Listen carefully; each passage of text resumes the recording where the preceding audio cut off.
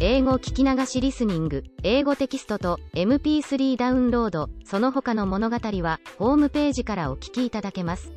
88thpp.com 88thpp.com 30th September. Dear Daddy, are you still harping on that scholarship? I never knew a man so obstinate, and stubborn and unreasonable, and tenacious and bulldogish and unable to see other people's point of view as you. You prefer that I should not be accepting favors from strangers. Strangers? And what are you, pray? Is there anyone in the world that I know less? I shouldn't recognize you if I met you in the street.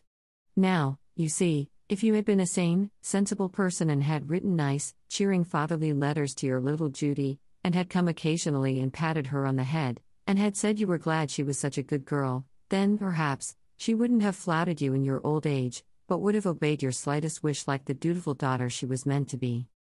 Strangers indeed. You live in a glass house, Mr. Smith. And besides, this isn't a favor, it's like a prize, I earned it by hard work. If nobody had been good enough in English, the committee wouldn't have awarded the scholarship, some years they don't. Also, but what's the use of arguing with a man? You belong, Mr. Smith, to a sex devoid of a sense of logic.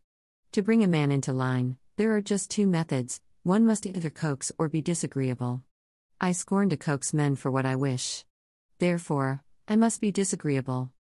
I refuse, sir, to give up the scholarship, and if you make any more fuss, I won't accept the monthly allowance either, but will wear myself into a nervous wreck tutoring stupid freshmen. That is my ultimatum. And listen, I have a further thought. Since you are so afraid that by taking this scholarship I am depriving someone else of an education, I know a way out. You can apply the money that you would have spent for me towards educating some other little girl from the John Grier home. Don't you think that's a nice idea? Only, Daddy, educate the new girl as much as you choose, but please don't like her any better than me. I trust that your secretary won't be hurt because I pay so little attention to the suggestions offered in his letter, but I can't help it if he is. He's a spoiled child, Daddy. I've meekly given in to his whims heretofore, but this time I intend to be firm. Yours. With a mind. Completely and irrevocably and. World without end made up. Jerusha Abbott. 9th November. Dear Daddy Longlegs, I started downtown today to buy a bottle of shoe blacking and some collars and the material for a new blouse and a jar of violet cream and a cake of Castile soap, all very necessary. I couldn't be happy another day without them, and when I tried to pay the car fare, I found that I had left my purse in the pocket of my other coat. So I had to get out and take the next car, and was late for gymnasium. It's a dreadful thing to have no memory in two coats. Julia Pendleton has invited me to visit her for the Christmas holidays. How does that strike you, Mr. Smith? Fancy Jerusha Abbott, of the John Grier home, sitting at the tables of the rich. I don't know why Julia wants me, she seems to be getting quite attached to me of late.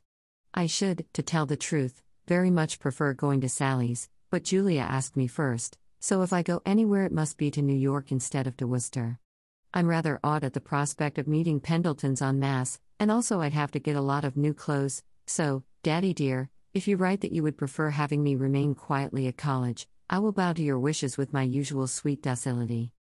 I'm engaged at odd moments with the life and letters of Thomas Huxley. It makes nice, light reading to pick up between times. Do you know what an Archaeopteryx is? It's a bird. And a Stereognathus? I'm not sure myself, but I think it's a missing link, like a bird with teeth or a lizard with wings. No, it isn't either, I've just looked in the book. It's a Mesozoic mammal. I've elected economics this year, very illuminating subject. When I finish that I'm going to take charity and reform, then, Mr. Trustee, I'll know just how an orphan asylum ought to be run. Don't you think I'd make an admirable voter if I had my rights? I was 21 last week. This is an awfully wasteful country to throw away such an honest, educated, conscientious, intelligent citizen as I would be. Yours always, Judy. 7th December. Dear Daddy Longlegs, thank you for permission to visit Julia. I take it that silence means consent. Such a social whirl as we've been having.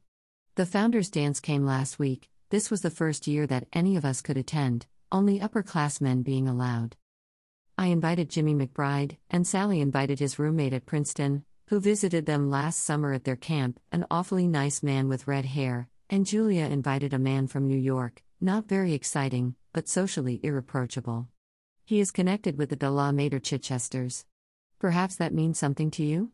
It doesn't illuminate me to any extent. However, our guests came Friday afternoon in time for tea in the senior corridor, and then dashed down to the hotel for dinner. The hotel was so full that they slept in rows on the billiard tables, they say. Jimmy McBride says that the next time he is bidden to a social event in this college, he is going to bring one of their Adirondack tents and pitch it on the campus. At 7:30 they came back for the president's reception and dance. Our functions commence early. We had the men's cards all made out ahead of time, and after every dance, we'd leave them in groups, under the letter that stood for their names, so that they could be readily found by their next partners. Jimmy McBride, for example, would stand patiently under M until he was claimed. At least, he ought to have stood patiently, but he kept wandering off and getting mixed with R's and Z's and all sorts of letters. I found him a very difficult guest. He was sulky because he had only 3 dances with me. He said he was bashful about dancing with girls he didn't know. The next morning we had a Glee Club concert, and who do you think wrote the funny new song composed for the occasion? It's the truth. She did. Oh, I tell you, Daddy, your little foundling is getting to be quite a prominent person. Anyway, our gay 2 days were great fun, and I think the men enjoyed it. Some of them were awfully perturbed at first at the prospect of facing 1,000 girls, but they got acclimated very quickly. Our 2 Princeton men had a beautiful time, at least they politely said they had, and they've invited us to their dance next spring. We've accepted, so please don't object, Daddy dear. Julia and Sally and I all had new dresses. Do you want to hear about them? Julia's was cream satin and gold embroidery, and she wore purple orchids. It was a dream and came from Paris, and cost $1 million. Sally's was pale blue trimmed with Persian embroidery, and went beautifully with red hair. It didn't cost quite $1 million, but was just as effective as Julia's. Mine was pale pink crepe de chine trimmed with ecru lace and rose satin. And I carried crimson roses which JMCB sent, Sally having told him what color to get. And we all had satin slippers and silk stockings and chiffon scarves to match. You must be deeply impressed by these millinery details. One can't help thinking, Daddy, what a colorless life a man is forced to lead, when one reflects that chiffon and Venetian point and hand embroidery and Irish crochet are to him mere empty words. Whereas a woman, whether she is interested in babies or microbes or husbands or poetry or servants or parallelograms or gardens or Plato or bridge, is fundamentally and always interested in clothes. It's the one touch of nature that makes the whole world kin. That isn't original. I got it out of one of Shakespeare's plays.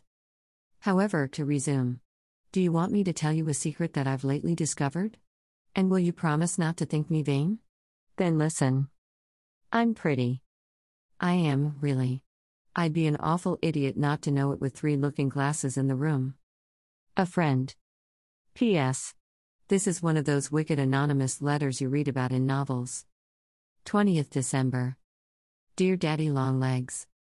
I've just a moment, because I must attend 2 classes, pack a trunk and a suitcase, and catch the 4 o'clock train, but I couldn't go without sending a word to let you know how much I appreciate my Christmas box. I love the furs and the necklace and the Liberty scarf and the gloves and handkerchiefs and books and purse, and most of all I love you. But Daddy, you have no business to spoil me this way. I'm only human, and a girl at that.